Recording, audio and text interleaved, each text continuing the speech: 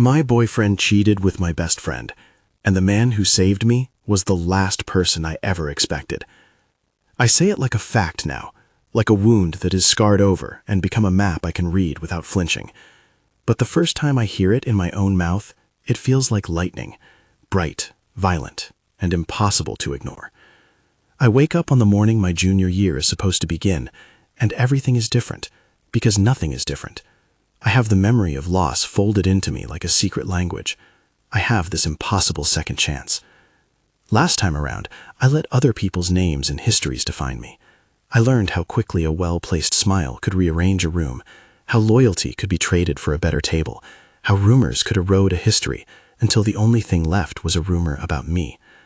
I promised myself, then and there, as the bell tower outside the dorm counted out the hour, that I would not be the same scared girl who had stood mute while people decided my worth for me. It takes 5 steps from the dorm to the quad for college life to remind me why I swore to change. A cluster of upperclassmen recognize me like they catalog old fruit, something that once looked sweet, but now smells like a memory they prefer to forget. They make a show of leaning in at the fountain, their laughter bright and easy, the kind that makes other people's gossip seem like currency. One of them calls out the nickname that follows me like a shadow.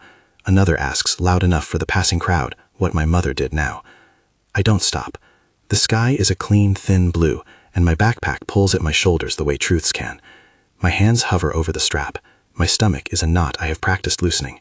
I keep my head steady and my mouth closed, and then someone steps between me and the noise. He is smaller than the rest of them, not in a way that sets him apart as weak, but in a way that makes him easy to overlook. He has a cardigan that has seen better winters and a backpack patched at one seam. He smells faintly of cold coffee and the detergent the campus laundry uses, and his hair refuses to bow to neatness. Most people walk past him with the comfortable dismissal of a campus used to hierarchy.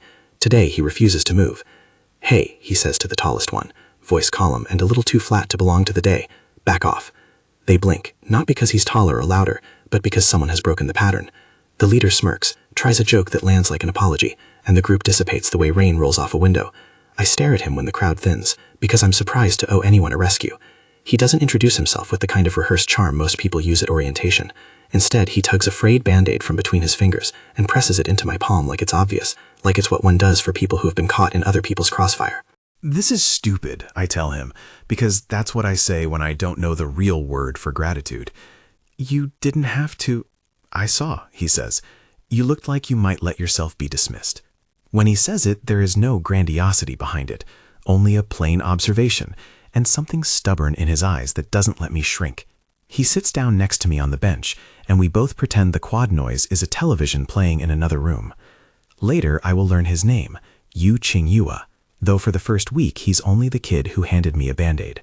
He's an easy hero to forget and a persistent one to remember. I used to be good at being invisible. Pain had taught me a particular craft. You dim, you apologize for the space you take, you let people rearrange your story to fit the gossip column. This time, I don't let that happen. The part of me that was reborn is small and fierce and practical. The bell tower rings again, and it feels less like an alarm and more like a metronome setting a rhythm. Observe, plan, act. My boyfriend Jotan carries charm the way other people carry their phones, always within reach, polished, ready to make life look effortless. He smiles at me in the dining hall as if we share a private joke, and people nod toward us like acquaintances of a well-cast couple. He lives in the brighter building, eats with the varsity team, and answers every expectation as if it were a personalized script. But charm has weight in one direction only. It makes people trust the thing you show and forget to look for the hand tucked in your sleeve. Gigi sits at our usual table. She has the effortless look of someone who is always imagined as the heroine of other people's stories. Hair that falls into perfect waves, laugh that sounds spontaneous, hands that gesticulate a million small exacts. She is the friend I loved like a twin, the person you tell the softest secrets to, the one who knows your textbook underlines and the names you used not to mean anymore. From the start, there are tiny fissures. Gigi's eyes flicker when Jotan walks in. They crease not with curiosity, but with a calibrated calculation, as if she were assessing inventory. When he kisses my cheek in public, she smiles with the kind of warmth that consolidates, not the open, belonging smile I used to get, but the kind that acknowledges assets. I should have seen it earlier. I should have felt the change in the air the way you feel a storm coming in your bones. But rebirth sharpens hindsight as much as foresight, and I'm learning to read patterns as they form. It's easy to blame my family's past when things go wrong, Whispers about my mother come with the same tone that people use to report weather, a necessary fact. Some families have reputations, mine has rumor. People presume scandal as if it were genealogy, handed down, inevitable. It makes me angry in a way that is useful. Anger today becomes a toolkit. I can use it to pry things open and find the truth, or I can let it burn down the parts of me that still want peaceful nights. I choose the first. Yu's presence complicates things in a way I didn't expect. He isn't polished, and he doesn't float across rooms. He stumbles into them with a clumsy sort of courage. We begin to cross paths with increasing frequency, not because of destiny, but because his errands and my classes trace the same map. Library stacks at dusk, the back bench under the bell tower, the narrow corridor that smells of chalk and old papers. I think of him as the unexpected rescuer. He holds my notebook when I drop it on rain-slicked stairs. He covers for me when I am late to class. He tutors me in a subject I have always pretended to understand. He doesn't do it with the grand gestures I learned to expect from fiction. He does it with small interventions, a returned pen, a whispered correction, a hand at my back when the crowd congeals. Each one is a stitch. On a late night in the library, he holds the lamp while I hunt for a quotation. The shelves smell like dust and possibility. I am trying to keep my hands from looking too eager, because eagerness is something my childhood taught me to hide. He slides a sticky note across the page, and the handwriting is neat in a way that contrasts with his rumpled sweater. "You're worrying too much," he says. "You always do that." "Excuse me for caring about the only thing that pays for the last 2 years of my life," I reply, more snappy than I intend. He laughs, and it breaks some kind of tension I didn't know I was carrying. "You deserve to be less afraid," he says. I pat the old Band-Aid stuck to my palm out of habit, feeling the ghost of that first rescue. He watches me for a second that seems to be timing something. "If you let other people's judgments be the map for your life," he says softly, "you'll never get to draw anything of your own." It's the kind of thing that makes me want to argue and listen at the same time. He doesn't have the rhetorical polish of someone trained in persuasion. What he has is steadiness, and the odd effect that steadiness has is to make my urgent fears drain away like a tide. He becomes the one who sits beside me while the world whispers. He becomes the one who notices when I forget my pendant.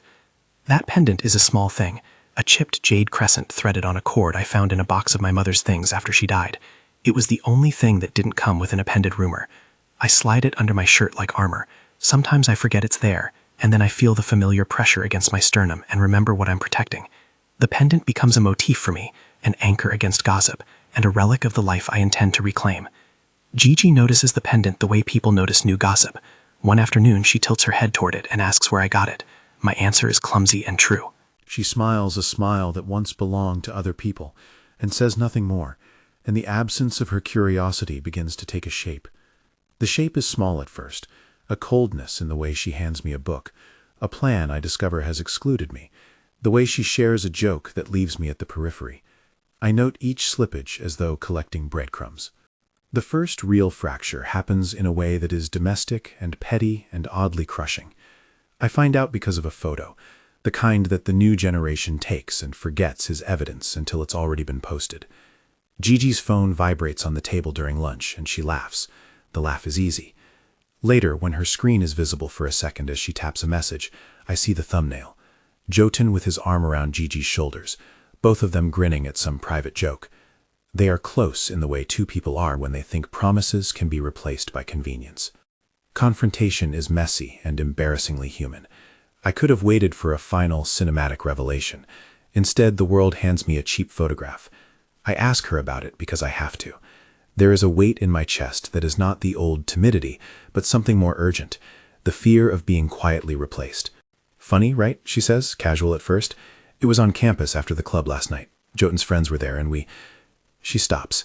Her mouth forms the kind of hush that preludes a confession, and I feel the stadium-dark feeling of betrayal pull up its first row of seats. "Was there something else?" I ask, because I want something more than a rumor. I want an answer that will let me decide the amount of outrage I can carry without losing my footing.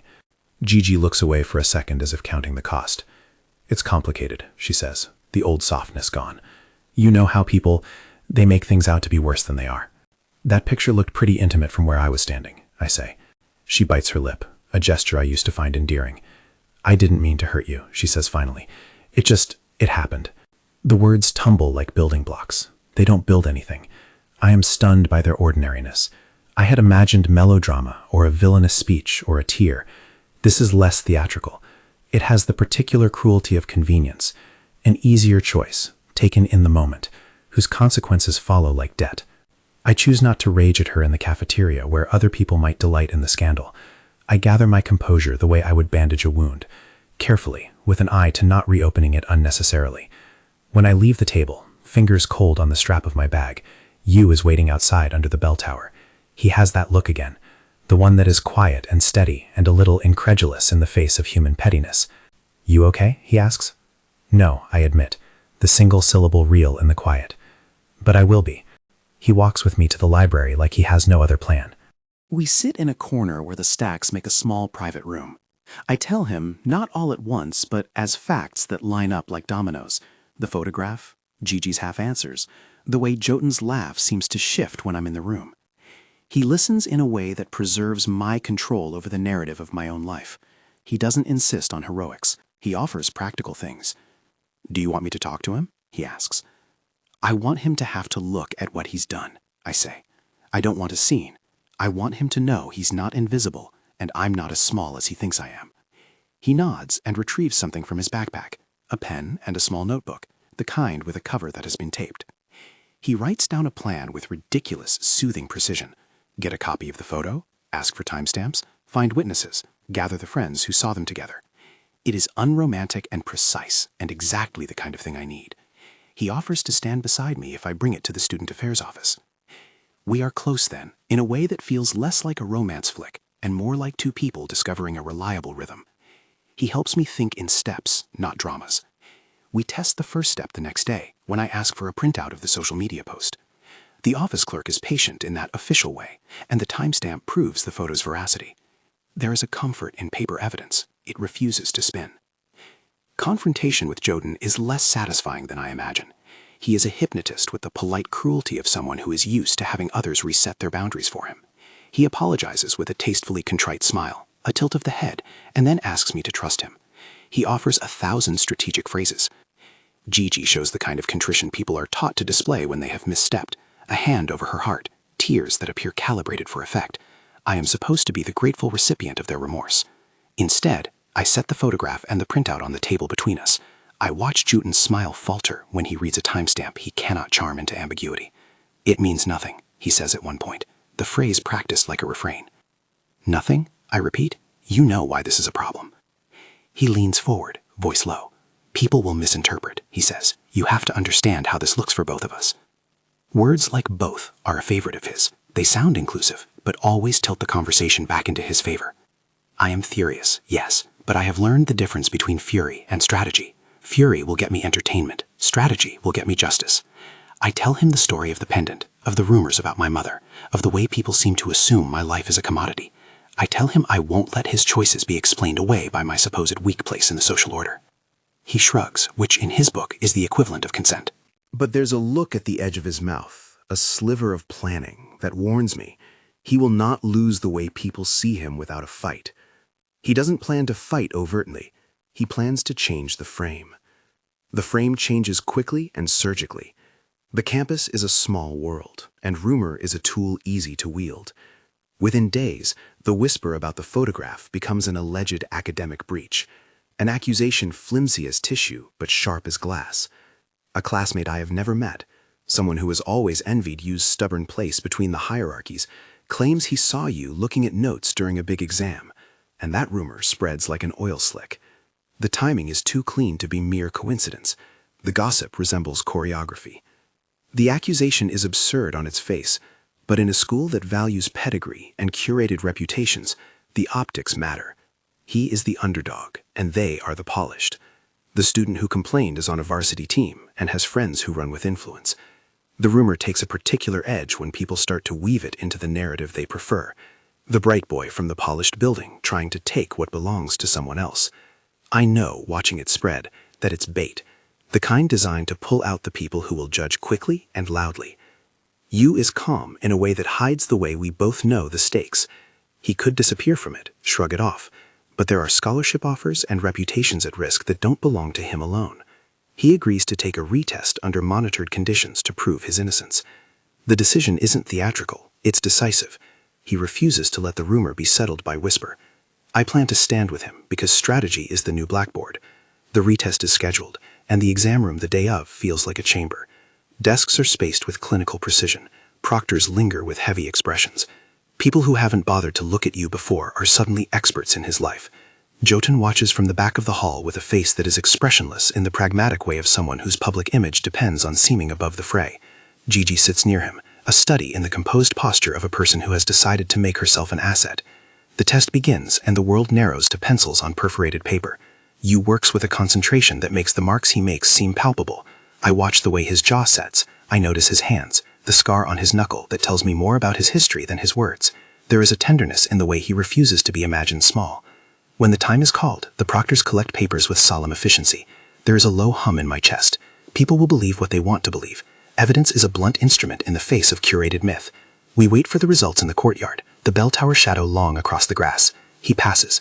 The retest proves nothing more than what I already suspected. He can hold his own under pressure. But passing doesn't close the wound. It only draws attention to the fact that someone wanted to wound him in the first place. It raises questions about motive. Why would anyone risk so much to stage a smear only to be undone by the truth? The answer, professional and cold, is power. When you have influence, reputations are less a thing to acquire and more a resource to manipulate. That night, as the campus empties into a blue hour that smells like wet leaves, Jotun's smirk is different. It is small, but dangerous. He knows he has terms he can use beyond the cafeteria and the exam room, social media, the student council, the kind of whisper network that will not rest. The atmosphere tightens like a drawn bow. I think of the first Band-Aid he gave me and how I had laughed at the ridiculousness of being rescued by a kid with patched clothes. The laughs are different now. When Yu walks me back to my dorm, the light from the street is a thin slice across his profile. He stops at the gate and looks at me like someone cataloging the right thing to do. "You're not alone in this," he says.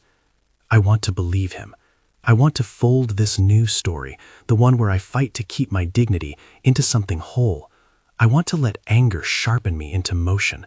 But I am cautious. The past rebirth taught me that victories are always paid for, sometimes in ways you can't predict. There is a text the next morning from an unknown number, a photograph of you leaving a late-night study session with a girl, time-stamped at an hour when both had alibis. It is the same cheap tactic in a different wrapper. The campaign to discredit him moves like a hand pulling threads. He looks at the message in silence, and then at me. There is no pleading. There is only practicality. "We need to document everything," he says. I gather proofs, screenshots, timestamps, the names of witnesses who can verify where we were. I feel like a detective in a story I didn't choose to write. I am getting good at collecting evidence. The pendant under my shirt, the Band-Aid tucked in my wallet, my exam notebook with neat marginalia proving I never cheated. These small objects become talismans, proof that truth is stubborn when met with method. But power finds its levers. When you push against something lubricated by wealth and influence, resistance is never easy. My phone buzzes with messages urging discretion, begging me to let certain things die. An anonymous account begins posting edited videos, late-night snippets cut to suggest impropriety. The public begins to smell a scandal, and the scent attracts people who feed on the spectacle. I start to feel the old ache of being a product passed around for consumption. It is then that I notice a pattern in who benefits from the chaos. Jotun's status remains melodious, his friends cluster like islands of approval. Gigi's own posture grows more careful, as if someone has taught her the benefits of staying close to the winner. The campus has always loved a ladder, and some people know just where to put their foot. I could let it become a story of revenge. I could set traps and lay petty public humiliations. But my rebirth taught me that revenge is a burned field. It sings in the moment, but leaves nothing to grow. I want something different. Justice that resets the narrative's bones. Proof that truth matters more than spin. So I choose the unpopular path. Documentation, witnesses, quiet confrontations. It is less satisfying in the instant, but more reliable. One late night on the way back from a meeting with a professor who agrees to help corroborate Yu's study logs, we take a shortcut that cuts through an alley behind the art building. The campus is empty, lit only by the thin sodium glow of street lamps. We talk about small things. Favorite authors, why the cafeteria coffee tastes like burnt beginnings. because normal conversation is a refusal to let villainy rent space inside us. He laughs at something I say, and the sound ricochets warm in the dark. Halfway through the alley, two figures step out from behind the dumpster. For a second, the world goes quiet like a held breath.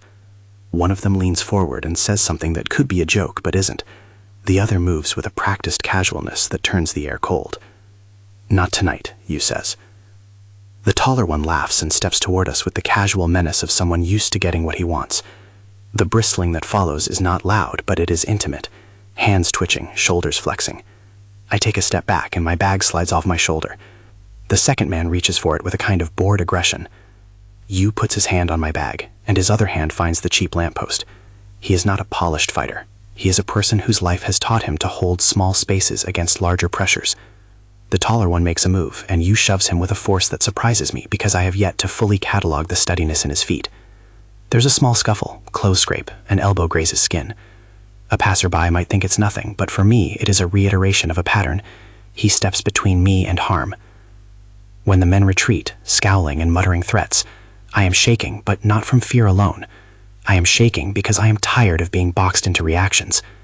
Yu sits beside me on the curb and hands me a Band-Aid from the same little box he carries like a charm. He presses it to the spot where my palm had scraped against gravel. "You have the worst luck with alleys," he jokes softly. "Maybe," I say, because it is the honest answer. Or maybe I just keep choosing people to stand with me.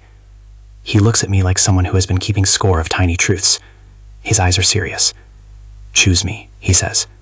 The words are small and sudden, and they make my chest ache with a new possibility. He did not say them like an offer to own me. He said them like someone asking to be allowed to stay. I am learning a new vocabulary of safety. It is not the dramatic rescues of novels. It is the persistent, unglamorous presence of someone who shows up. He walks me home. The bell tower rings, and I can feel the hours staking the ground around us.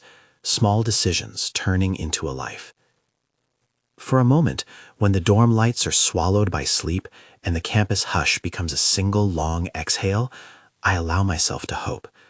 Hope is a dangerous luxury, yet I have been given this second life, and I will not squander it on revenge.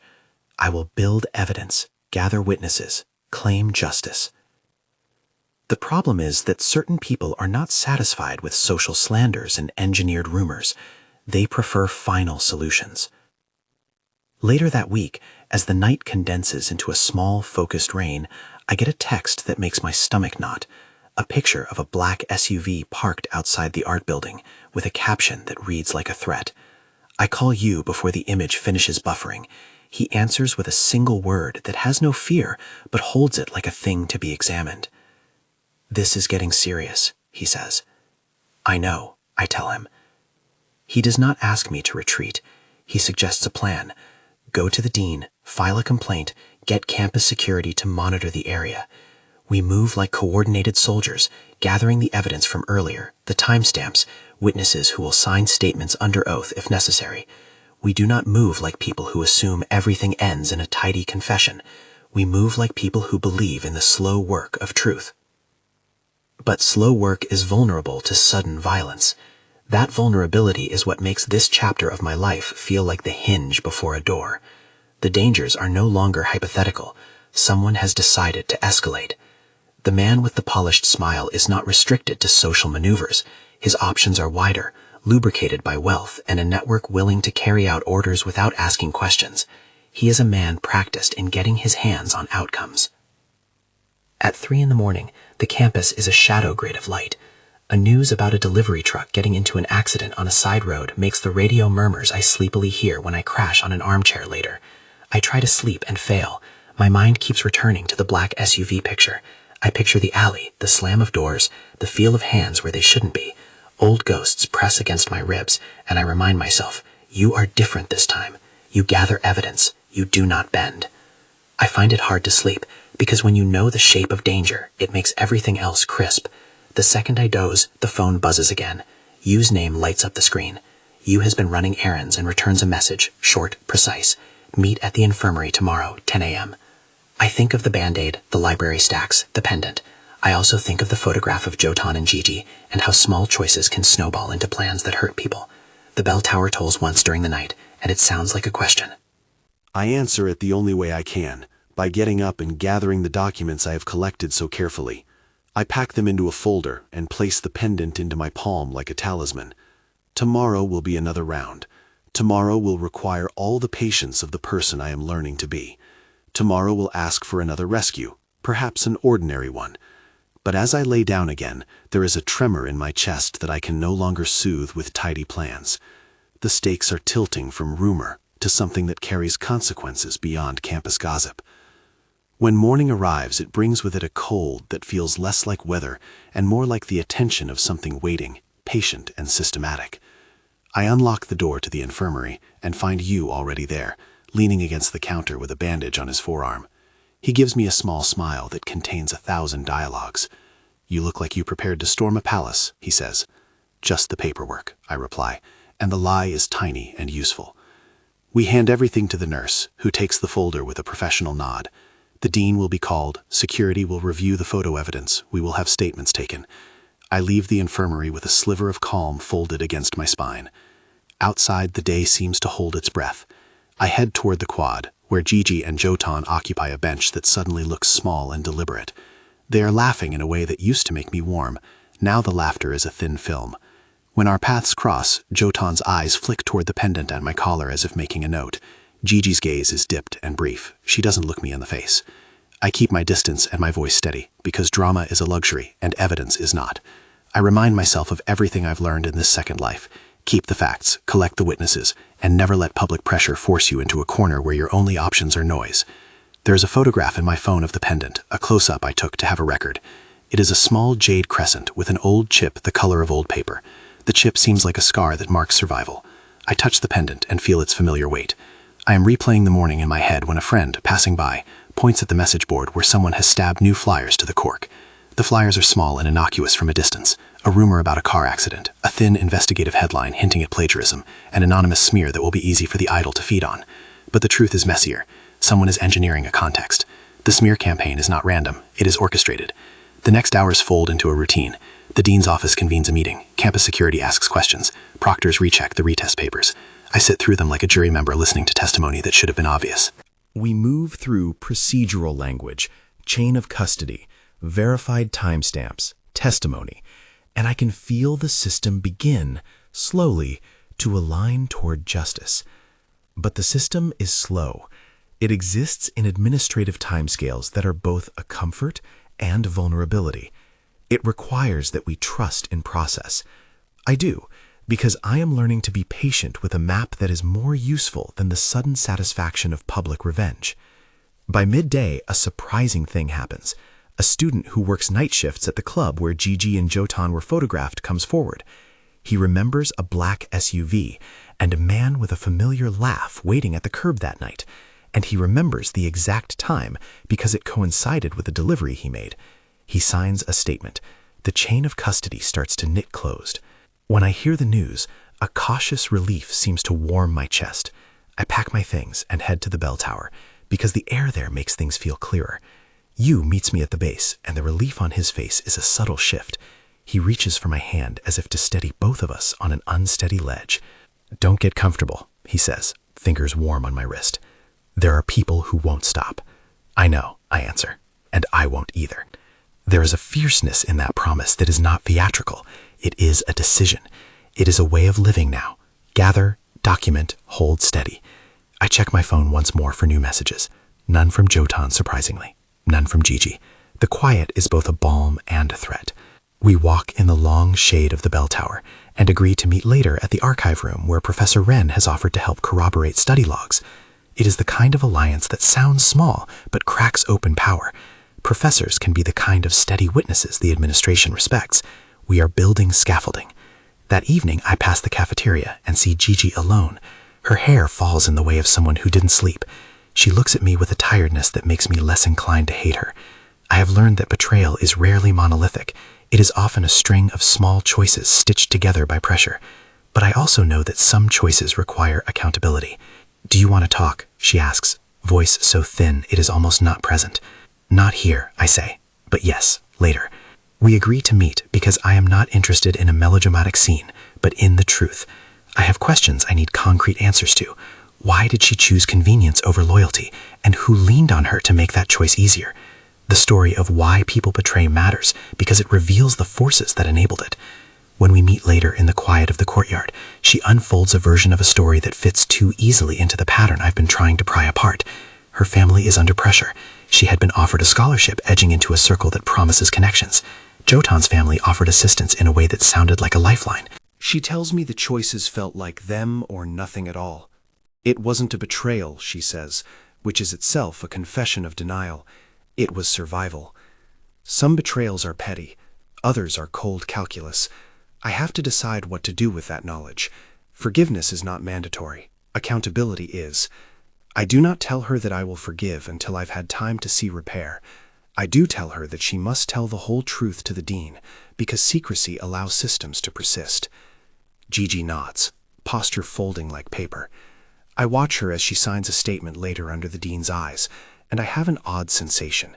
The act of documenting even the small truth feels like a resurrection of another kind. We are reviving the version of justice that depends on evidence and testimony, rather than rumor and momentum. A week's worth of small victories accumulates.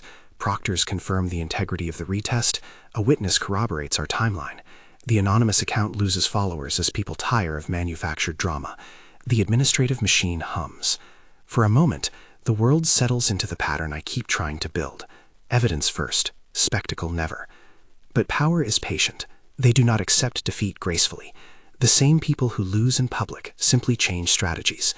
I find a message in my exam notebook the next morning, the scribbled handwriting of someone who wants me to know I have been watched, not necessarily harmed, but observed. It is a reminder that the campaign was designed to humiliate, to destabilize, and to make me small. I look at the pendant in my palm and feel, for the first time since waking into this second life, the metallic taste of fear. Not paralyzing fear. I have learned too much to be frozen, but the kind that sharpens everything. I call you, and he answers immediately. "Stay with me tonight," he says. No questions asked. I go. We study for a while, as if the normalcy of textbooks will resist the pitched edge of menace. At around midnight, we decide to call it a night. As we walk out, the quad is empty in a way that makes shadows long and hungry. We separate at the gate, me left, him right, small promises of a text in 10 minutes. The text arrives exactly 10 minutes later. Got home, it reads, in his straightforward way. Then another message, a photo of his feet on the doorstep, a muted attempt at humor. A minute after that, an image I will never forget. A message from someone else, showing a police blotter with a headline about an accident, a street name, a time. The image is not of the occasional scrape. It is a precise slice into nightmare. My chest drops, and the rest of the world narrows into a single point of panic. I run. The bell tower shadow stretches across my route, and the air tastes of metal. I call his number. It goes straight to voicemail. When I reach the intersection, a crowd is gathering, curving away from the main road like people avoiding something they are not supposed to see. The black SUV is there, windows shattered with glass like broken light. A man I don't recognize is being tended by campus security. There are murmurs. There are murmurs, and then the sight that makes my lungs hollow out, the silhouette under the tarpaulin beside the SUV. I push through the crowd and feel like a foreigner in my own body, hands doing things from a ledger of rehearsed motions. Call names, demand help, find faces I know in the crowd. Someone tells me it's the rescue team. Someone says ambulances are coming. Someone else says step back for the police. I don't listen. I only see his scarf, the way it has been looped clumsily, the trace of the Band-Aid box in his backpack from which someone lifted an edge of plastic. I run. They will tell that later in statements recorded with official gravity, how I shouted his name and how he answered, thin and disoriented, for me. But at the moment there is only one detail that anchors me, something absurd and specific. The pendant, my chipped jade, warm against my sternum, as if it knows how to remind me who I am supposed to be. I gasp it out like a prayer and hold on to it so hard my fingers go numb. At the emergency ward, the fluorescent lights cut pale, and the air smells antiseptic and too clean to be true. People with practiced worry hover, nurses with taped hair, a security guard I recognize from the library, and ordered chaos blooms. They lift him onto a gurney, and someone clamps an oxygen mask over his face. He whispers something into the air that could be my name or a fragment of a dream. His ribs make a sound at a cracked bell. The chest wound is more than a bruise. There's a seriousness to the way the trauma nurses move that draws a line inside me between words like accident and words like arranged. "Who is he?" an ER doctor asks me, and the question is a lance. I tell him, voice shaking to a cadence I have learned to control, "Eugene Yua." I stop, because saying he is my rescuer feels suddenly private and strange in a place that insists on sterile facts. "Can you tell us what happened?" the doctor asks. The questions are procedural, a ladder to an answer the hospital cannot make alone. I hand over the timeline the way you had taught me to build things. Fact, witness, timestamp. I tape the retest papers with their official stamp to the form. I give them the screenshot of the black SUV we were sent the night before. I give them the name and contact of the delivery driver who had seen a car idling that night. I watch as competence translates into action. They call a drama team. The monitor begins to sing a rhythm that I learned to read like prayers. When they wheel him through the sliding doors into surgery, I am told to wait in a fluorescent room that looks at you like a jury. I sit and try to breathe. Time folds awkwardly between sharp minutes. The pendant beneath my shirt feels like a small, stubborn heart. I press a Band-Aid into the palm of my hand as if it will give structure to the flutters of panic. A nurse notices and, after a cautious moment that reads as kindness, tapes one to my knuckle.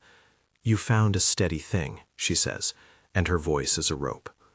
Outside the hospital room, the campus police team has begun to work in the way institutions do, slowly, with forms and a firmness that suggests both effort and something else, a need to be thorough, because when reputations and money are involved, thoroughness is the armor truth wears to be taken seriously. Detective Lee is assigned, a woman with sharp eyes and an apologetic manner. She asks me to give my statement and takes it with the kind of notation that turns worry into something that can be litigated. "It looked like an accident," she says after I describe the black SUV and the way the driver had seemed too purposeful to be random. She tilts her head, the same way a reader leans toward a page. But accidents happen in different ways. "What do you need from me?" I ask.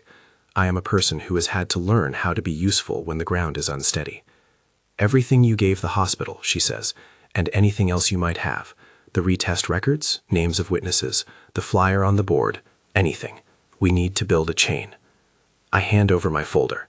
It is heavy in my lap, like a small archive of our lives. Used tutor logs, screenshots, timestamps, the photo of Gigi and Jotan with the precise time code, the delivery driver's statement, the exam retest confirmation stamped by the school's testing center. Detective Lee nods, filing each sheet with an economy that suggests the parts will fit into a machine that makes sense of such collisions. When the doctor finally steps out of the operating room, he speaks in blunt sentences. "He has a punctured lung," he says. "Multiple rib fractures. There was internal bleeding we managed to control. He lost a good deal of blood, but he made it through surgery." I hear the phrases the way people absorb weather reports. Grateful fingertips, a syntax of relief. "He will live," the surgeon says, "but the road to recovery will be long." And for the first time, when I can think in terms other than adrenaline, I understand how narrow the place between being saved and being gone can be. The hospital becomes a place of vigil. I camp in a chair beside a bed with curtains drawn, pendant pressed like a small stone in my mouth of thought. He wakes sometimes, fragile and bewildered, and then he will smile at me in that curious way of his, small and damaged but sincere. Once, when the morphine allows him a lucidity that tastes like the truth, he squeezes my bandaged fingers and says, "You were fast." I do not know if he means in the physical running sense or in a moral sense, but I reply anyway, because saying nothing feels like erasing the moment. "You saved me too," I tell him. The sentence sits between us like a small confession. The investigation moves outward. Detective Lee works her way through the institutional lattice with a patience that feels like slow, effective violence against secrecy. The CCTV footage at the art building shows the SUV circling back twice, engine idling as if it were waiting for a moment that could be manufactured. The license plate is legible enough for the digital detectives to trace it through an automated system that connects registration to an LLC with an address in a different district. There is a driver recorded making a withdrawal at a bank terminal the evening the payments flowed. The bank records, once subpoenaed, make a line that leads from a corporate account registered to Song Holdings down into the hands of a third-party courier used to pay muscle wages. There are codes in the memos that read like a ledger of orders. Detective Lee shows me a printout of one such transaction and the name that sits behind it. Madam Song. Madam Song. The name feels like a hand closing, the kind of woman who is used to having strings pulled in rooms where names have weight. She is not a student. She is not a parent in the ordinary sense. She is the kind of human presence that rivers of influence flow through. I have heard it in the whispering corridors, song family, commerce, and quietly performed favors. The sense of having found a single knot in a larger network prickles like heat under my skin. But money does not confess on its own. It requires a witness. The delivery driver, a man with restless eyes and a face that looks like it had been narrowed by choices, is brought in under pressure of recorded evidence. At first he clamps shut. He says he only drove. Then the machines of accountability, camera footage, timestamps, bank transfer records, become a kind of mirror he cannot avoid. He cracks. "I was told to teach him a lesson," he says finally in the interview room, voice hollow. "Not to kill, just to shake him. Paid cash. The message came through a number I didn't save. They said the money would be in an envelope, and I got the name Madam Song. I didn't ask. I took the money." The words hang like a diagnosis. He tears at his shirt as if it will pull the memory free. He signs to corroborate the bank withdrawals. He draws a shaky map of where he waited. He names the face that waved the envelope across a table. He cannot name the person who gave the order directly, but the envelope trail, the deposit slips, the recorded drop at a courier's box, makes a chain that stretches to a corporate account with ties to a person who commanded a room. Detective Lee gets court authorization to look into the corporate account. The bank shows a string of transfers timed before and after key events, donations to student groups in positions of prominence, payments for security services, and finally a discrete transfer labeled in the books as consultancy fees, sent to a small firm associated with the Song family. When the trail of transactions circles back, the sense of orchestration sharpens into a portrait. Someone powerful pulling a string and expecting it to snap someone else into an inconvenient silence. It's the sort of thing that sounds cinematic in a detective briefing, and then suddenly real when Detective Lee hands me the printouts. The machine of the Song family's wealth begins to show its inner pistons. Paperwork makes what we felt plainly grammatical. But a paper trail is not a confession, and a confession is not a verdict. We need voices. We need witnesses willing to speak in rooms where consequences wait like knives. That is when Gigi's refusal to remain small becomes its own kind of loud. And the dean's office, she signs her statement. For a while she had floated in a grayness I couldn't read, a posture of someone who was trying to balance survival on a scale that required a diminishing of self. But witnessing the hospital, seeing the way Yu's chest rose and fell like someone borrowing breath that might belong to a future, something shifted in her. In the quiet of an office where the dean's leather chair held a heavy institutional attention, she told what she knew. "He told me he would clear things up," she said about Jotun. "He said I should be grateful. He said if I helped him, it would mean connections for my family. I didn't see it as a weapon. I saw it as climbing." Her voice cracked and then steadied. There were tears and then a kind of stubbornness. She described the night, the club, the black SUV waiting, a man handing an envelope. She said Jotun's name in a way I had heard before, like calling someone to account. She said the words I had feared would never come. He asked me to stay close to him, to be part of his plans. I watch her sign the paper. Gratitude and contempt make odd bedfellows in my chest. I am not naive enough to expect that her testimony will absolve the damage. People who have been used to scraping by will make choices. But the act of telling does something to the bones of this story. It allows the truth to be aired in a space where the law can take hold of it, where narrative can be rearranged by evidence instead of rumor. Madam Song does not go quietly into interviews. When the campus security with detective accompaniment shows up at the address connected to the corporate account, we find an opulent house with framed photos and a staff trained to look through intruders with thin smiles. For a while there is no direct link between Madam Song and the envelope, only a pattern of payments and men who have since become nervous. The law has to do work here the way surgeons do, careful, necessary, and sometimes unpleasant. But the legal net tightens. A ledger recovered from a small firm associated with the Song family shows notes and code words connecting payments to services rendered. Subpoenas fetch emails. Phone records show calls placed the night before the attack to a disposable number, later traced to an assistant in the Song household. Confronted with documents that erase plausible deniability, some people fold. Madame Song, when she is finally brought in for questioning, is the picture of brittle contempt. She has a voice that has been practiced in rooms where announcements follow her choice. That voice falters in the face of ledger lines. There are threats attempted, veiled and vapid, lawyers, donations withheld, reputations promised to be smeared. The institutions bristle at the idea of being bullied into silence. the prestige of the Song family is not an absolute. In a world where evidence points and people remember, power can be humbled. There is a small scene I will never forget. Detective Lee shows me the ledger and points to a string of numbers that match the deposit slips the driver described. "Would you sign that statement now?" she asks me, and my signature feels like a keystone. It is an inconvenient act, bringing small human wills to bear against a tide of wealth, but it is the kind of effort that remakes the narrative of who has the right to be believed. When the driver finally stands in a room and gives a sworn testimony that the envelope with cash came from an assistant who identified herself as working for the Song account, the machine of evidence clicks. Arrests follow. Madame Song is taken into custody, not with melodramatic ropes, but with the legal formality of charges: conspiracy to assault, aggravated battery, solicitation of violence. It is messy and official, and finally human in its consequences. But arrests are not the same as truth for everyone involved. It is possible to dismantle a structure without fixing every fracture. There remains, stubbornly, a human reality to be negotiated: use recovery, the public slanders still in social feeds, and the fact that Jotun's Smile is not yet legally bankrupt. The Song arrests do not automatically make those who colluded in rumor take up conscience. The media converges softly: student blogs, papers, a television team from a local news program. The campus that once hummed with gossip now vibrates with investigative presence. Old rumors begin to be annotated by factual reporting. The story changes from being what people want to whisper into being what they might read in a formal paragraph. Tang Tanshang's entrance into the story is quieter than the drama of courtroom or arrest, and yet it is one of the moments that alters the scene like wind altering a pile of papers. He arrives as a man who does not crave publicity. Representatives from a private foundations linked to Tang contact Detective Lee with a curiosity about a pendant, the jade crescent I clasped with the kind of superstitious faith the desperate adopt.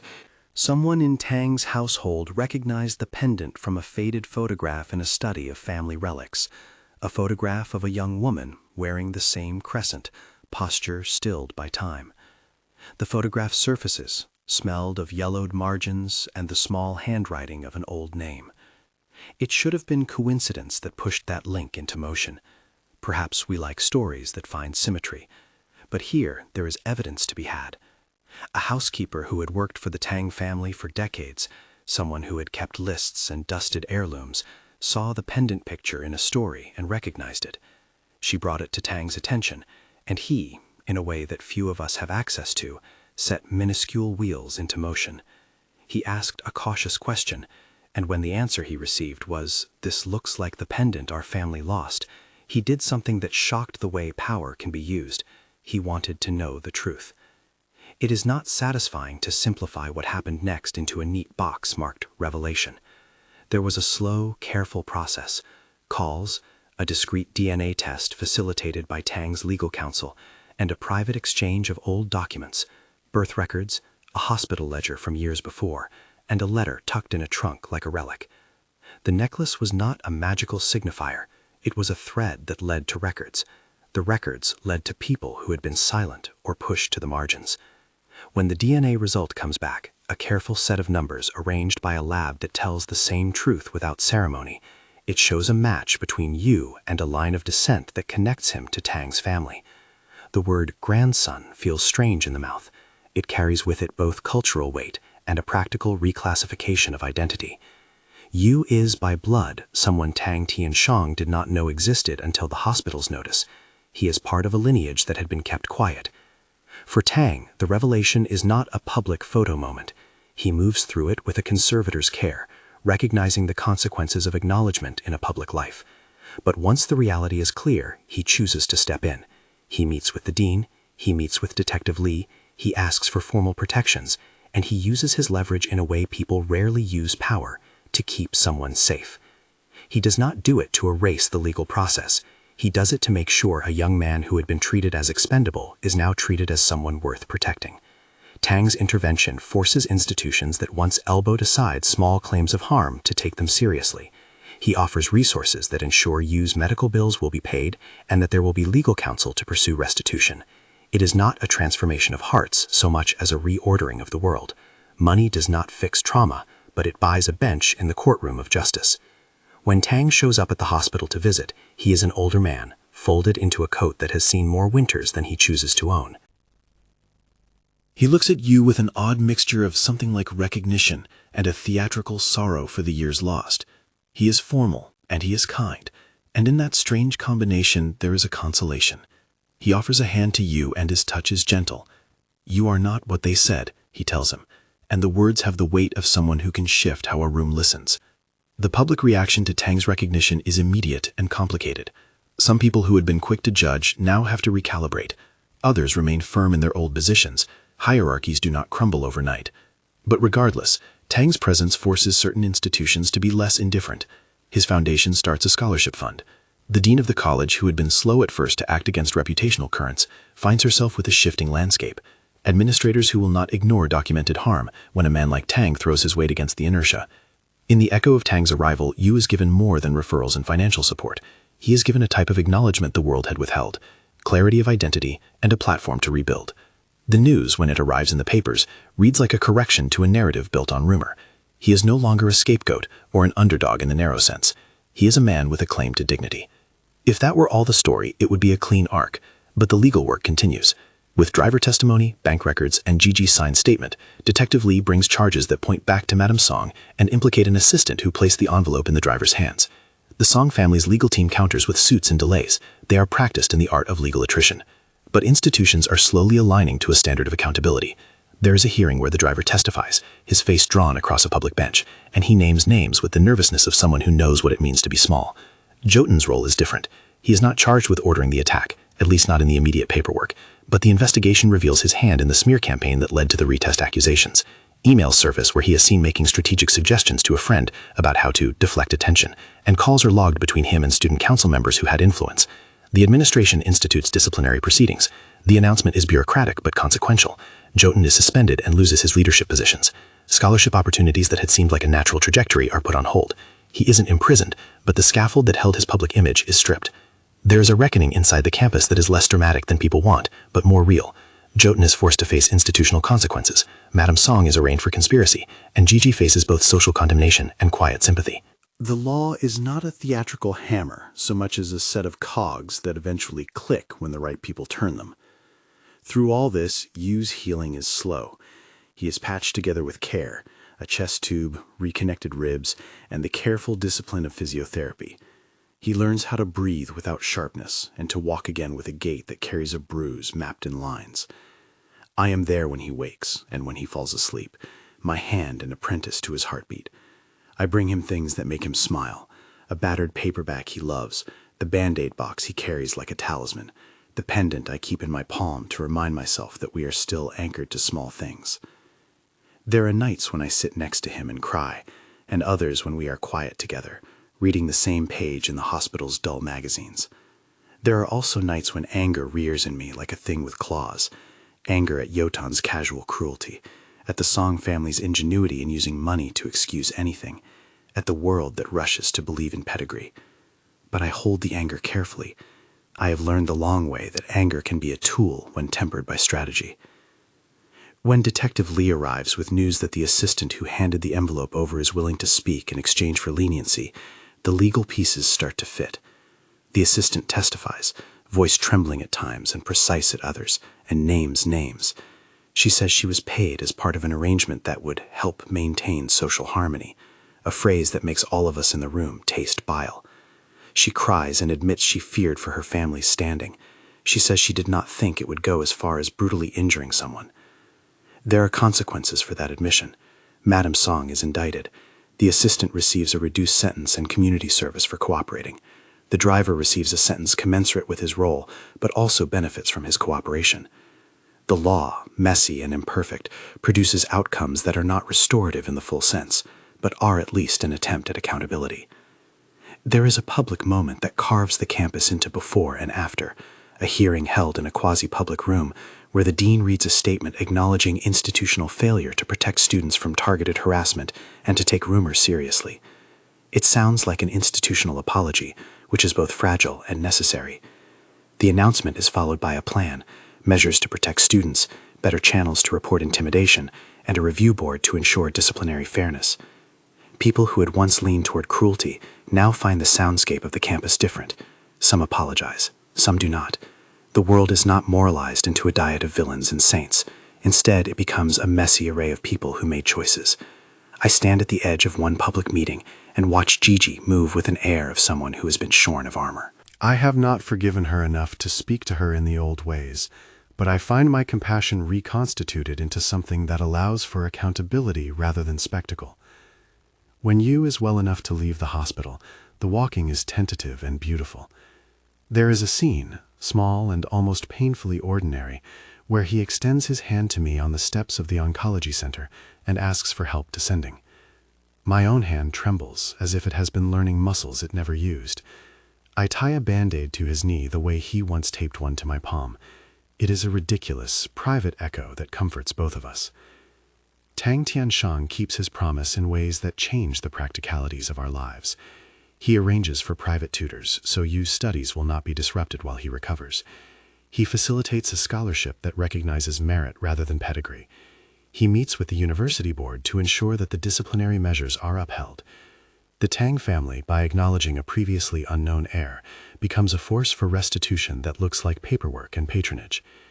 We are not naive enough to think money cures pain. It buys stability, which is its own kind of mercy.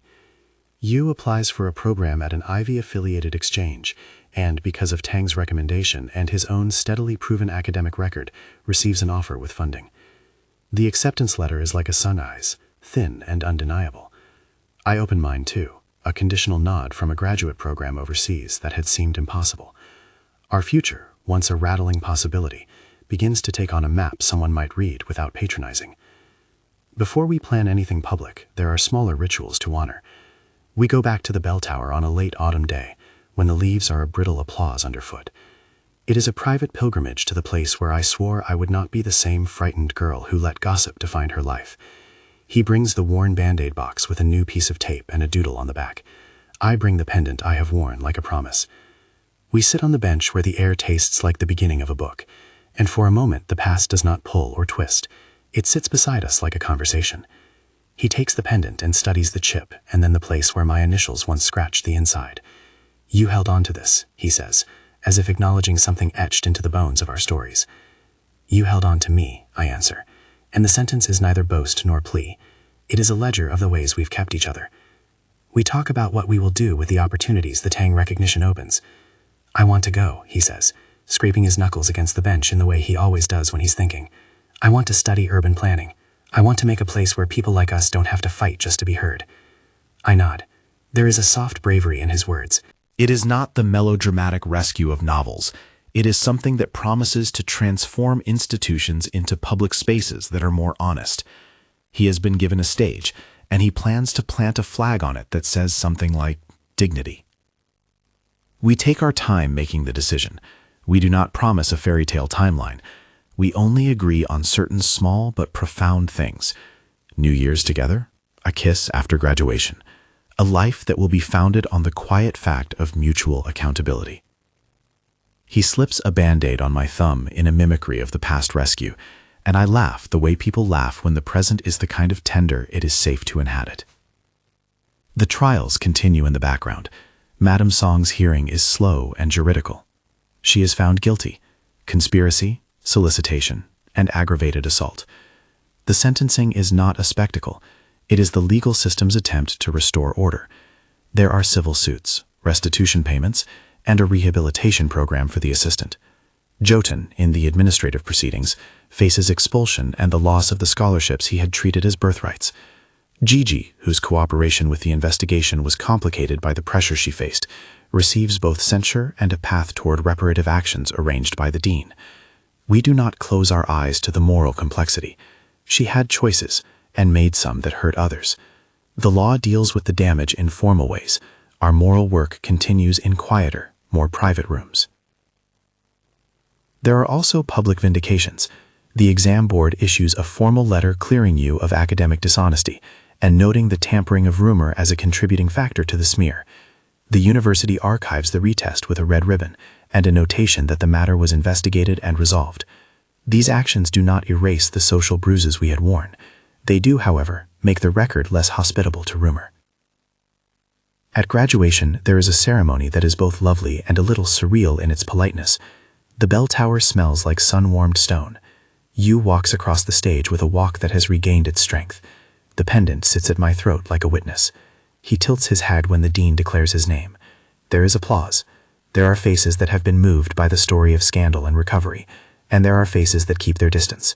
We accept the moment by not making it more than it is, a marker in the map. After the ceremony, in a scene small and ordinary and sacred in its simplicity, he takes my hand. "Do you ever think about forgiveness?" he asks later, not as an accusation but as the question of someone who has been wounded and wants to know the blueprint of repair. I think about all the ways people have asked for mercy and the different shapes it can take. Forgiveness is not erasing, I answer. It's a thing you choose after the person does the work. I don't owe anyone quick absolution, but I can choose not to be held hostage by the past. He listens, the light catching the healed scar at his temple, a faint slash that will always be part of his story. We make another promise, that we will ask for and give accountability, that we will hold each other to moral clarity, and that we will not romanticize vengeance. Our slow-burn romance, the byproduct of late-night study sessions and small rescues, becomes an adult decision. We apply for the exchange programs that Tang's Foundation and the Academic Honors recommend. Both of us get offers, letters that look like distant harbors, then become plans. He will take his scholarship to an Ivy partner school to study city design. I will join a program that teaches narrative and community work abroad. We plan departures with lists and boxes and the same small craftsmanship we use to gather evidence. Visas, applications, letters of recommendation, and promises sent like parcels across an ocean of bureaucracy. Before we leave, there is a quiet evening where we sit on the roof of the dorm and watch the bell tower outline itself against a star. We talk about what fear taught us and what bravery looks like when it's not loud, a series of small, persistent acts. He raises his hand and traces the chipped crescent carved into the pendant. "We should make a pact," he says, eyes gleaming in the moonlight. "No secrets being carried into the next chapter. If something matters, we say it." "Deal," I say, and we laugh at how solemn we sound. Our farewells before the semester abroad are careful. Friends gather not with the exaggerated fanfare of cinema, but with the domestic attention of people who had watched us stitch a life out of a near ruin. When the day comes to board our flights, we are both a little stunned by how ordinary the ritual of leaving is. Hugs, last-minute texts, the clumsy handing over of medication for physiotherapy. We promise to write every Sunday and to send pictures of small things, a coffee cup, the corner of a library, a street sign that makes us think of home. The months away teach different sorts of resilience. We learn to be long-distance lovers with the small acts of keeping promises, a recorded message sent at dawn, a photo of a study desk, a stitched Band-Aid mailed in an envelope like a relic of reassurance. He sends me a postcard with a sketch of a bridge he liked in a city that smells like rain. I send him a photograph of the bell tower taken on an empty morning. Come winter, when we both have returned for a break, he kneels in the library between stacks we had once haunted, his hands a little clumsy with a small box.